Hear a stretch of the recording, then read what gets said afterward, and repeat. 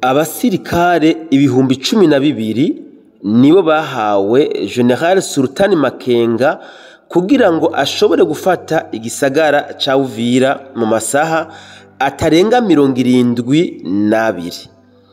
Mu nkuru yacu y'uyu munsi turaza kurabira hamwe abakozi b'igihugu cy'u Rwanda neza na neza abasivili b'abakongomani ndetse n'abarundi barimwo n'abasirikare ba Kongo baramaze gufatirwa muri Ruvungi ndetse na Sange bariko baratega ibisasu kugira ngo bashobore kurema ubwoba mu bene gihugu aha muri buno busagara butandukanye. Reka ndabahe ikaze muri kino kiganiro cacu tugiye gukorana umwanya muto cyane tubabwira aho situation ya Ruvunge igeze magingo aya. Magingo bamwe n'abandi baraye bazi yuko Ruvunge yoba yaraye mu maboko y'inyeshamba z'u Rwanda.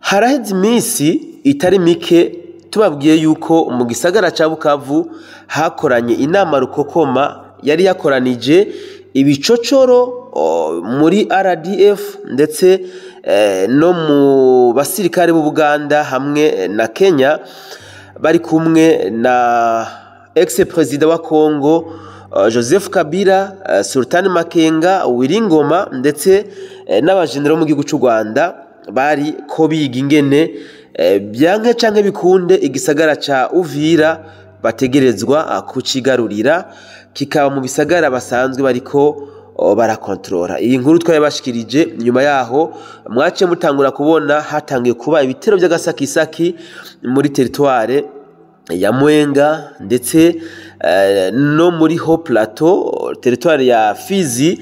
Inyeshamba zace zitangura kugaba bitero biremereye cyane kugira ngo bagaragaze yuko basubiye ku kivi inyuma yaho hari hazi igihe kitari gito bari mu gacerere. Inyuma y'ivyo bitero hamaze kuvugwa yuko ku itariki 4 President w'u Rwanda agomba kuja muri Leta Zunze Ubumwe za Amerika byanka byakunda gutera umukono ku masezerano ahuza igihugu ca Kongo ndetse n'igihugu cy'u Rwanda. Niho twatanguye kubona impinduka zitagira uko zingana hano ku mirongo y'urugamba, ndavuga ku ruhande rw'inyeshamba z'u Rwanda. Batanguye kwegeranya abasirikare benshi cyane gose hano mu gace kegereye Katogota na Kamanyora, abandi bakabarundanya mu gisagara ca Goma ndetse na Bukavu. Uburyo babazanamwo baza mu buryo butandukanye, hariho abaza mu nzira z'amazi, abandi bakaza ku nzira z'ubutaka aho bazana imodoka, bose bakirundaniriza muri territoire ya Mwenga, abandi muri territoire nako hano mu gace ka Kamanyora ndetse na Katogota. Ibi twagiye tubashikiriza umwanya ku mwanya uko byari ko biragenda ndetse n'iforo byari bifise. Ku munsi w'ejo rero niho ibitangazamakuru bitandukanye byatangura gutangaza yuko agasagara ka Ruvungi gasanzwe karimwo ama defense cyangwa se ibirindiro by'igisirikare cy'u Burundi kuva mu kwezi kwa kabiri tariki 15 yuko aka gace kamaze kwigarurirwa n'inyeshamba z'u Rwanda. Ibitangazamakuru bitagira uko bingana byashoboye gushikiriza inkuru atari uko byayitohoje, ahubwo ari uko byayabuye ku bindi bitangazamakuru ibyo bisanzwe bizi ico biriko birakora. Nibyo koko ibitangazamakuru byinshi mu Rwanda byaratangaje inkuru kuko kuri kalendriye bihaye nuko ku munsi w'ejo agasagara ka Ruvungi kategerezwa kuba kari mu maboko y'inyeshamba z'u Rwanda. Muti byagenze gute kugira ngo Ruvungi bitangazwe yuko yageze mu maboko y'inyeshamba z'u Rwanda? Abantu musanzwe mukunze gukurikirana ibiganiro byacu murakunze kumva tubabwira yuko izi nyeshamba z'u Rwanda ntabwo zija zihindura kenshi imikenyuro zisanzwe zikoresha kubera ko bameze nk'amahobo n'abantu mugabo ba programa ibintu bakoze ejo ugasanga ari navyo bariko barakora uyu munsi. Bari apanze akarere barategura abasirikare mu gihugu bari mu gisirikare ca Kongo basanzwe bafashanya nabo mu migambi mibisha yo kugambanira bene wabo, barategura abasivile harimwo abarundi, harimwo abakongomani ndetse harimwo n'abanyarwanda kugira ngo baze kubafasha muri uyu mugambi wabo kugira ngo bashobore kwigarurira aka gace ka Ruvungi. Uti rero babateguye gute, byagenze gute? Izi nyeshamba z'u Rwanda zarasohoye amafaranga atagira uko angana kugira ngo bashobore gushika ku mugambi wo gutembagaza igisagara ca Uvira. Bahaye abenegihugu amafaranga ndetse n'amamine kugira ngo baje gutega mu bice bitandukanye byahajya muri Ruvunge no muri Katogota cyane cyane ndetse no mwisange kugira ngo nibabaha sinyare baze kubituritsa maze abenegihugu bagira ubwoba bahunge magingo. Abenegihugu bazoba bataye ubwo buce inyeshamba zice zibwinjiramwo zitangaze yuko zamaze kwigarurira ubwo buce. Aya makuru yaramenyekanye imbere y'igihe yuko izi nyeshamba zamaze gutegura cyangwa zamaze gukora uyu mugambi mubisha, aho nk'uko bamwe n'abandi mwagiye mubikurikirana hagiye hafatwa abenegihugu batari bake, bagafatanwa amamine, abandi bagafatanwa ibindi biturika bitandukanye bariko baravyungururiza izi nyeshamba z'u Rwanda. Ndamenyeshe yuko igihe hariko haba imigwano ikomeye muri Kaziba centre, inyeshamba z'u Rwanda zari zamaze kurungika abenegihugu batandukanye baza gutega ibiturika muri Katogota, ibindi muri Ruvunge ndetse no muri Sange, kubera ko basanzwe bazi ko igisirikare cy'u Burundi gikomeye cyane kwiperereza ndetse n'ibigwanisho bitari bike babitekerera abenegihugu mu masakoshi, ibindi mu bikwembe nk'aho umenga ni impunzi, nibo bagenda bunguruza ibi bigwanisho by'izi nyeshamba z'u Rwanda. Ku munsi wa vendredi nimba ntihenze itariki 5 niho twatangura kubatangariza yuko hariko hategwa amabombe mu gasagara ka Ruvungi, ndetse no ku munsi w'ejo twarashoboye kubashikiriza aya makuru yuko inyeshamba z'u Rwanda ziriko zitera amabombe muri Ruvungi zihagaze ku butaka bw'u Rwanda, izindi ziri ku butaka bwa Kongo zikayarariza muri Ruvungi. Barabikoze ivyo maze igihe bariko bakora operation yo muri hejuru ya Katogota na gace ntakunze kwibuka kenshi kitwa Yes Runingo, magingo ko bagira operation mu Runingo hari vendredi mwijoro, niho baca batanga novuga sinyare kuri babenegihugu b'abakongomani n'abarundi ndetse n'abanyarwanda bahabwa amafaranga yuko bagomba gutangura guturitsa bya biturika batega hano muri Katogota na Ruvungi na Sange kugira ngo none abenegihugu batangure kugira ubwoba bahunge, maze bize koroha yuko inyeshamba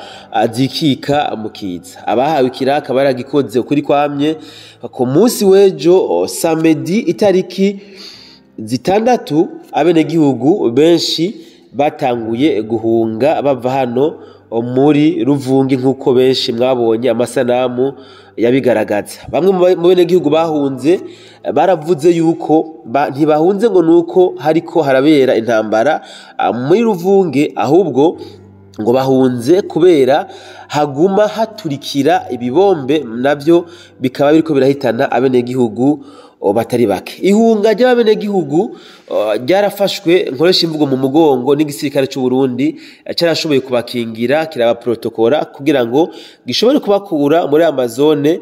Ababenegihugu bariko barakora inyeshamba z'u Rwanda batezemwo ibiturika. Inyeshamba z'u Rwanda rero ku munsi w'ejo tariki 6 zifashishije amakuru y'ubutasi bwabo bahawe amakuru yuko muri Ruvunge atamusirikare n'umwe mu Burundi ahari, ndetse n'abenegihugu bahavuye nabo babahasigaye ari abinyegeje mu mazu yabo. Niko guca batanga amakuru yuko Ruvunge bagiye kuyigarurira atacamira, kubera ko ngo umusirikare wo mu Burundi yamaze guta aromoka hano muri Ruvungi. Ndabibutse yuko kuva intambara zitangwa hano ku butaka bwa Kongo muri Ruvunge nta musi n'umwe harabera urusasu usibye amabombe batanguye kuharaririza kuva ku munsi wa jeudi tariki 4 gushika magingo aya. Intambara ntabwo zirigera zirenga n'umusi n'umwe hano muri Katogota. Ni imisi yose rero intambara zariko zirabera muri Kamanyora na Katogota,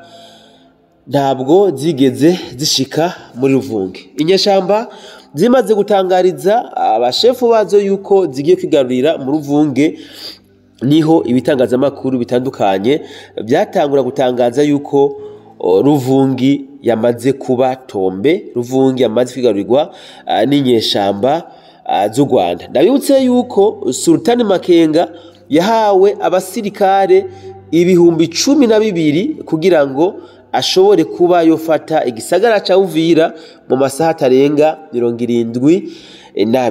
Magingo atuko turabashikiza kino kiganiro no bamenyesha yuko amasaha 72 Sultani Makenga yahawe kugira ngo azo yamaze kwigarura igisagara ca Uvira aramaze kurenga, aramaze guhera. Ubwo uyu mwanya Sultani Makenga tuvuge yuko ari mu mwanya w'inyongera kuko umwanya yahawe waramaze kumurengana. Magingo rero nyeshamba zatanguye kumva yuko n'ibitangazamakuru byatanguye gutangaza yuko Ruvungi yamaze kubatombe, baciye batangura kwikubita mu gituza berekana yuko bakomeye. Niho abari bari muri Runingo baciye batangura gukoroka begereza Ruvungi kugira ngo baririmbe intsinzi yuko Ruvungi bamaze kuyigarurira. Ariko ndabibutse yuko mu biganiro twagiye tubashikiriza twagiye tubereka neza yuko bidakunda ko ufata Ruvunge udafise Katogota. Uwo kubesha ngo ufise Ruvungi Katogota atayufise na Sange atayufise, uwo muntu yoba kubeshe, yoba gutaye mu rudubi. Izi nyeshamba rero niwo mutego zaguyemwo, zarakorotse. Magingo ziriko zerekeza muri Ruvungi zahuye n'imvura y'amasasu zitazi iyo aya masasu avuye. Zaguye mu mutego zatezwe n'igisirikare cy'u Burundi FDNB. Nubwo mu masasu gwatanguye kuva mu gihe cy'isaha 9 wagiye kurangira mu masaha y'ijoro, aho bamwe n'abandi batigeze bamenya impamvu ubwo rwamo rw'amasasu rwavugiye hajya hejuru y'aka gace bita Sange. Bari bamaze kurimba yuko Sange yamaze gufatwa. Kuri uwo mwanya nta gitangazamakuru na kimwe kiriko kirerekana umusirikare w'u Rwanda canke inyeshamba y'u Rwanda M23 iri ku butaka bwa Ruvunge. Nta numwe ariko arerekana ifoto canke isanamu y'umusirikare w'u Rwanda canke M23 ari muri Katogota. Ndetse n'abari muri Kamanyora bahari kubwoba bwishane gose kuko bazi neza yuko umwanya n'umwanya baza kubatekeza bakabasubiza iwabo.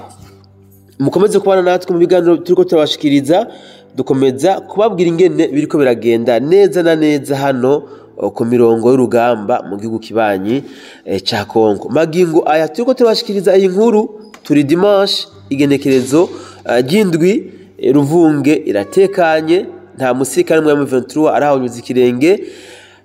Katogota niko kuko, ariko bitavuze ko aba infiltre b'inyeshamba bavukuwemwo bose. Ndamenyeshe yuko u Rwanda rwatanze amafaranga menshi mu bene gihugu, rutanga amafaranga menshi mu basirikare ba Kongo kugira ngo bikunde bashobore gushika ku ntego zabo cyangwa se ku byo bariko baraharanira.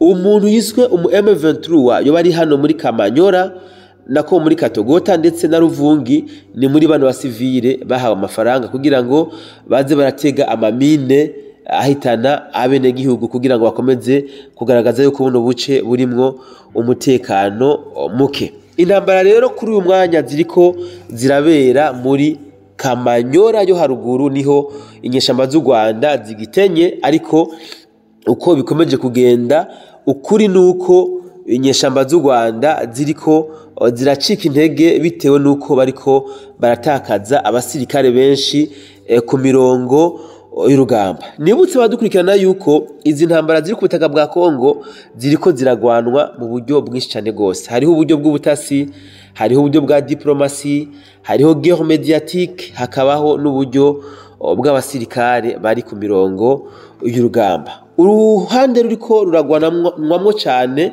izi ntambara ndavuga ko ari uruhande rw'imbuga ngurukana bumenyi. Ku mbuga ngurukana bumenyi hariko haravugwa byinshi cyane gose, kabone yuko igitangazamakuru icyo aricyo cyose gishikiriza inkuru zihwanye n'ibyifuzo byabo. Ukuri kuri ku mbuga ngurukana bumenyi gutandukanye cyane n'ukuri kuri ku mirongo y'urugamba. Magingo aya tuko turavugana nyeshamba z'u Rwanda ziriko ziratakaza abasirikare batari bake mu buryo novuga bwo kutamenya, kuko bakomeje guhendwa yuko batariko barapfa ahubwo bakomeje kwa divasinga, ariko bashoboye kuba bo bishiramwe ubwoba nako ubwenge bobona ukuri, kubera yuko abasirikare 12,000 barungitswe kuja gufata igisagara ca Uvira mu masaha atarenga 72. Ndahamya yuko abarenga igice cabo bamaze kuburirwa irengero, abandi